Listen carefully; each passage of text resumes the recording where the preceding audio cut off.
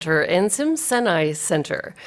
For those of you that aren't aware of the excellent work that goes on here, this is where surgical residents learn basic surgical skills, and they have a simulation experience here that helps them build and improve upon their competencies.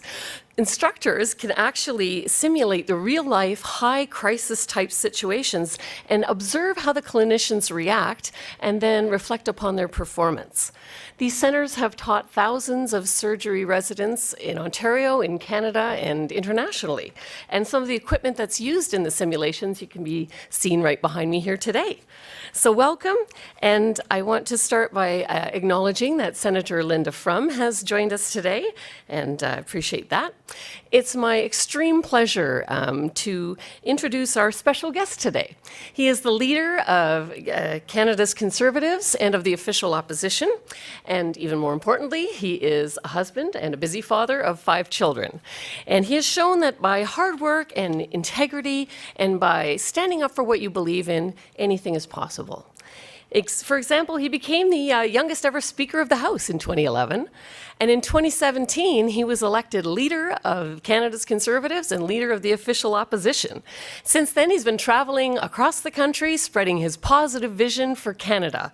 And so I'm thrilled he's able to join us here today. Ladies and gentlemen, please welcome the leader of the opposition, the leader of Canada's Conservatives, and the next Prime Minister of Canada, the Honourable Andrew Scheer.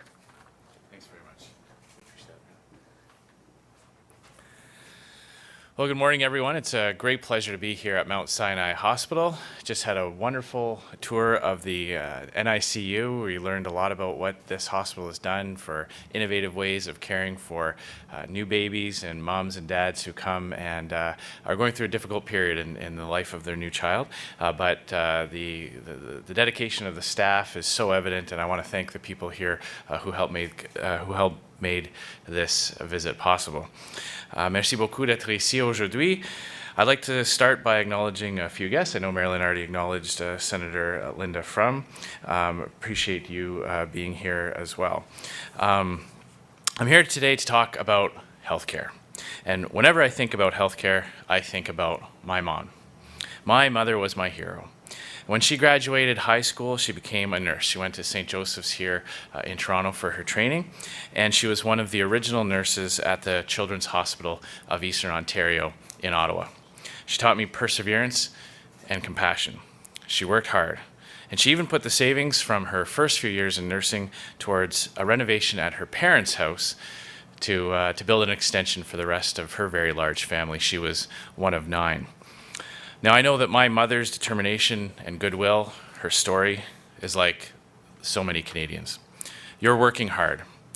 You're working to support your families and support your careers. You're planning to buy your first home, or you're saving for retirement. I hear it across the country. Canadians are working hard, but you're also worried about the future. Je l'entends partout au pays. Les Canadiens et les Canadiennes travaillent fort, mais ils s'inquiètent aussi de leur avenir. As we grow older, we watch our children become parents, and we in turn become the caregivers for our own mothers and fathers, and we begin to interact with the healthcare system in new and different ways. And our perspective sometimes changes. We don't just worry about the government's funding of healthcare, we worry about access to quality services as well. From my mother, I learned the importance of the job of healthcare providers and the significant role they play in so many lives. And I learned about the treatments they perform and the love and the care that they provide their patients. Nous nous préoccupons du financement des soins de santé par le gouvernement, mais aussi de l'accès à des services de qualité. Ma mère m'a appris l'importance du travail que font les fournisseurs de soins et du rôle qu'ils jouent dans nos vies. J'ai appris sur les traitements qu'ils font et l'amour et le soutien qu'ils offrent. That is why yesterday I sent a letter to all premiers across Canada committing to maintaining and increasing both the Canada Health Transfer and the Canada Social Transfer when I become Prime Minister in October. And that is why today I am putting that commitment in writing for all Canadians. I have signed my health and social guarantee. Canadians will be able to count on stable and predictable funding from a government led by Andrew Scheer. Both the CHT and the CST will continue to increase by at least 3% every year.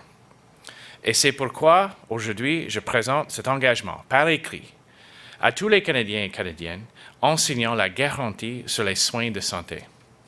Les Canadiens et les Canadiennes vont pouvoir compter un financement stable et prévisible sur un gouvernement conservateur. Les deux transferts continuent à augmenter d'au moins 3% par année. I learned firsthand the importance of Canada's healthcare system by watching my mother's experience before she passed away. My mother was in and out of hospital for years following complications from a kidney transplant. She had so many different types of procedures, so many treatments, so many tests. And her experience made me appreciate our publicly funded system, as she was able to receive care that our family would otherwise have never been able to afford. And I know that stable, predictable federal funding is vital to ensure a quality public health care system in every province. Et je sais qu'un financement fédéral stable et prévisible est vital pour assurer un système de santé publique de qualité dans chaque province. As the election nears, I know that Justin Trudeau will try to spread misinformation and stoke fear about our approach to healthcare. In fact, he's already started. He promised he would be different, but these desperate attempts in the dying days of a scandal-plagued government to spread fear and misinformation prove yet again that he is simply not as advertised. While he focuses on a campaign of fear and smear, I will focus on making sure you have the services that you need. That is why you have my word in writing that I will maintain and increase that funding. This guarantee represents my formal commitment. Alors que les élections approchent, je m'attends à ce que mes adversaires déforment ma position sur le financement des soins de santé. En fait, ils ont déjà commencé. C'est pourquoi je vous donne ma parole par écrit que je vais maintenir et augmenter ce financement. Cette garantie est mon engagement formel. Thank you very much. Happy to take your questions now.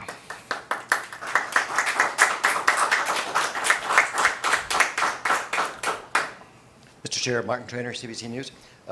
Cynthia Freeland said this morning that she has met with her Chinese counterparts for the first time since 2 Canadians were detained last December.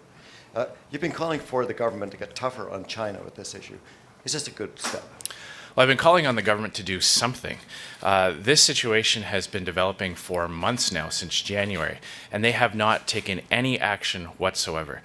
They still haven't even taken the step of appointing an ambassador, something that should be very, very straightforward for this government. They have not filed a complaint to the World Trade Organization for China's actions against our canola, beef, and pork exports. So you'll pardon me if I'm not about to congratulate the Minister of Foreign Affairs for taking a very basic step here. There's far more that they should have been doing much, much earlier. En français. Oui, alors la situation avec la Chine est là depuis janvier et le gouvernement a fait rien. Et il y a des choses qu'il peut faire très très simples, comme nommer un ambassadeur à la Chine. Il n'y a aucune raison pour laquelle on n'a pas pris cette décision aujourd'hui, à ce moment. Et alors, pardonnez-moi si je ne pas félicite le ministre de faire quelque chose très simple. Il y a beaucoup plus qu'il aurait dû faire, mais il ne réagira pas. Second question, please. Is this healthcare announcement meant to blunt Mr. Trudeau's attacks that you would make social cuts, like Doug Ford has? Well, this is about healthcare service in every province across the country. Healthcare is a concern that we hear, our candidates here, I hear on the road in every single province in this country. And we know that Justin Trudeau, in a desperate attempt to distract from his scandal and corruption, is going to be making things up. He makes things up all the time. He throws baseless accusations and personal attacks at his adversaries. He undermines those who criticize his terrible record.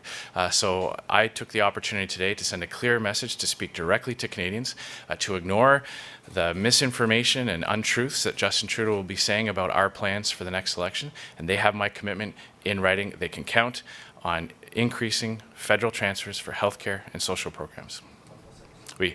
Alors, les inquiétudes envers notre système de santé sont là dans toutes les provinces. C'est un enjeu important pour tous les Canadiens. Et cet engagement aujourd'hui, c'est un message à tous les Canadiens de n'écouter pas l'information que Justin Trudeau dit, qu'il a dit les choses qui ne sont pas la vérité. Il fabrique les histoires de notre plan, de nos plans. Alors, n'écoutez pas Justin Trudeau, ça c'est mon engagement solennel. L'appui fédéral pour les systèmes de santé partout au Canada va augmenter sous un gouvernement conservateur. Hello, thanks for taking the time. Mitch Potter with the Toronto Star.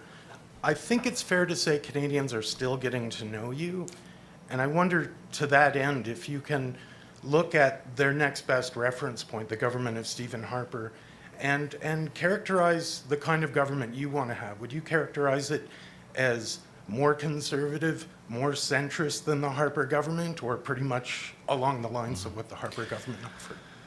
We've already been outlining our own policies and my own approach, my own focus. Canadians will be able to evaluate that on its own merits and contrast that to that of Justin Trudeau. The choice in this election is between Justin Trudeau's records of deficits and wasteful spending, higher taxes, and life getting less and less affordable and more expensive, or our conservative plan, which will speak to making life more affordable for every Canadian. A government that lives within its means to leave more money in the pockets of Canadians, because it's time that Canadians get ahead. That's our focus. That is the choice this election between Conservatives and Liberals. And I've charted my own course with my own focus on my own policies, and I've been very, very pleased with the response that has received from Canadians across the country. Morning, Mr. Scheer. Richard Southern from 680 and City News. His name seems to be coming up an awful lot by the Prime Minister, so I'm wondering if you could share with us your thoughts on how you think Doug Ford has done as Premier of Ontario, sir. I believe that Justin Trudeau would like to run this next election against anybody except for me. He's constantly looking for other people to attack or to distract Canadians by focusing on other issues. This election is about Justin Trudeau or myself. It's between the Liberal record of life getting more and more expensive and people falling further and further behind, or the Conservative plan to make life more affordable and help people get ahead. That is the choice this election. And when I talk to people in Ontario, there's a high degree of awareness that the same people who ran the disastrous government of Kathleen Wynne, the same Liberal staffers who designed the scandals, the corruptions, the deficits, the tax increases here in Ontario, are now working for Justin Trudeau and doing the exact same thing to the federal government that they did to the Ontario government here. So for voters in Ontario, if they want to avoid the mess that was created in Ontario over 15 years of Liberal government, there's an opportunity this fall to put an end to the exact same policies that are being put in place at the federal level. And that's my message to Canadians, and that is being very well received. Respectfully, sir, you didn't answer my question. Can you share with us how you think Doug Ford has done as Premier of Ontario, please? As I said, you know, whenever you have a government taking over 15 years of Liberal scandals, Liberal corruption, wasteful spending, higher taxes, people want to avoid that scenario at the federal level. And that is what people in Ontario are telling me, that for heaven's sake, we can't allow to what happened, the mess that was created in Ontario to be implemented by the exact same people that are running this federal government. As I said, I just did. You know, the focus for me is the choice between Justin Trudeau and myself, the Liberal record and the Conservative record. That is, I am here to be an advocate for the types of policies that I will be implemented. Others can pass judgment on other levels of government. My focus is bringing my positive message to Canadians across this country.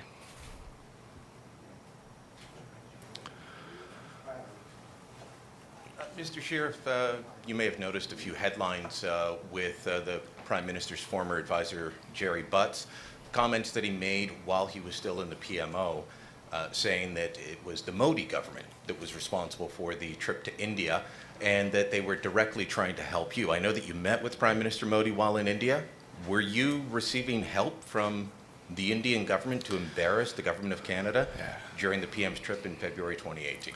Well, I don't think Justin Trudeau needed help to have an embarrassing trip. I think he did that all on his own.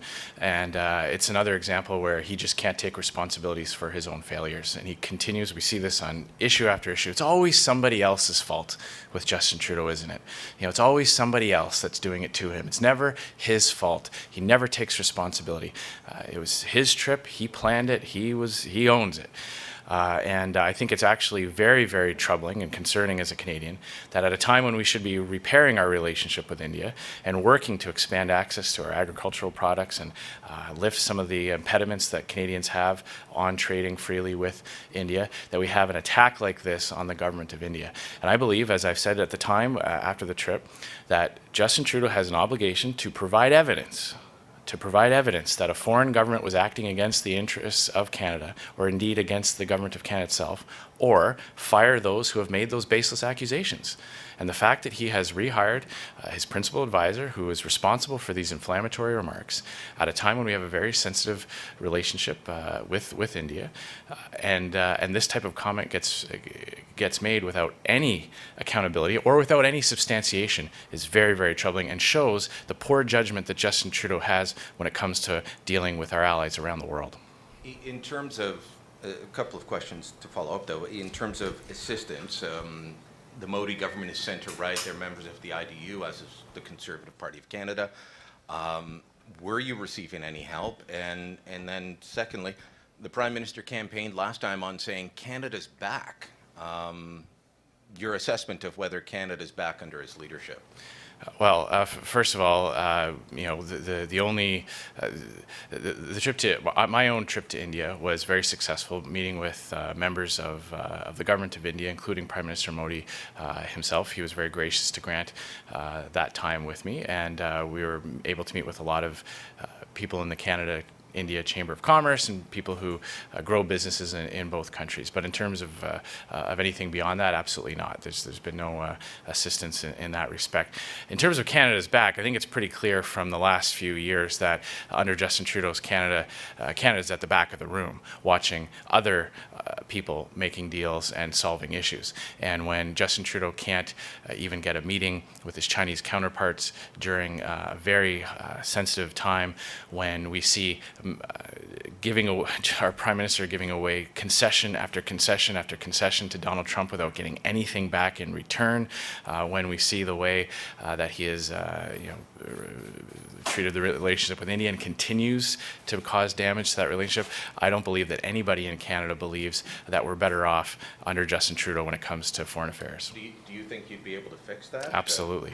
How? Well, first of all, by taking the responsibility seriously, by acting professionally around the world, by dealing with our allies and partners from a position of strength instead of from a position of weakness. I would certainly do things much differently when it comes to China. I've already announced that I would pull the funding from the Asian Infrastructure Bank, which is controlled by China, to expand its foreign influence in the region. It doesn't make any sense to me that Canadian taxpayers have to send their money to build roads and bridges in other countries when we have those needs right here at home, never mind to an entity that furthers the influence of the government of China in the region. So there are concrete steps that I would take differently, as well as an overall professional approach to foreign affairs. Thanks for taking lots of questions, sir. You previously suggested you may take another look at the cannabis legalization issue if you became Prime Minister. I'm wondering if you can expand on that. Will you overturn the legalization, sir? No, I've been very clear that we will not recriminalize cannabis. We will look at what can be done, especially when it comes to Health Canada funding research, ensuring that there are the types of awareness campaigns to make sure people understand the risks associated with cannabis consumption, and that people have all the information they have. So we'll have more to say during the campaign in terms of actual specifics, but we've been very clear on this. We will not recriminalize cannabis. Thank you, sir. You've probably touted in the past your votes for anti-abortion measures. I'm wondering what you think Canadians should take from that. I've made it very clear that we will not reopen that debate. Conservative government will not be changing the laws around that, will not be reopening that debate at all. So that's something Canadians can be very sure of. Thank you. Thanks very much, everyone. Merci beaucoup tout le monde.